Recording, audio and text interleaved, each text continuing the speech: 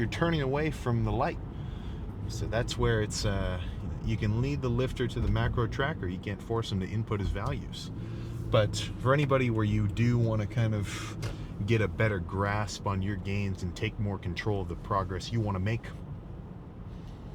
getting more in tune with, proteins, carbs, fats, macro tracking in general, I do think that can be a pretty solid boost. But let's not turn this whole talk into a macro chat. Macro chat.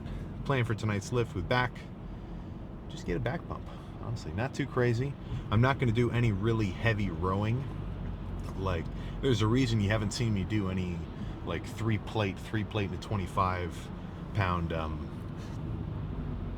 I thought I was gonna hiccup. Like, there's a reason you haven't seen me do any really heavy bent over barbell rows, and it's because I don't need to, like, as much as I'm kind of the anti-science, like just go hard, whatever, if all I'm aiming for is stimulating my lats and my traps, then I don't need to overload my glutes and my lower back and my erectors and my whole posterior chain with hundreds of pounds to get that effect. And in a bodybuilding context, it's not even what I'm aiming for. I don't really want a massive, thick trunk, right? I don't need my lower back to be an extra inch thick.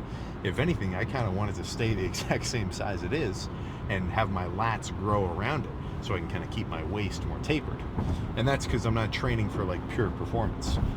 In an athletic context, functional movements, deadlifts, everything else, that's got it has a completely different value because you're looking at it from a completely different perspective.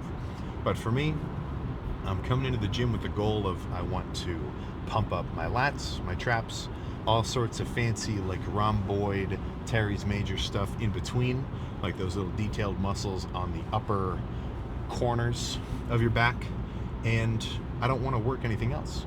That's why I've got a pair of freaking straps in my bag, so that when I do like a pull down or a row or anything where I'm pulling, I don't have to send as many signals to my forearm and everything else to really grip onto whatever handle I'm holding, because that just takes away from the activation I'm getting to my lats.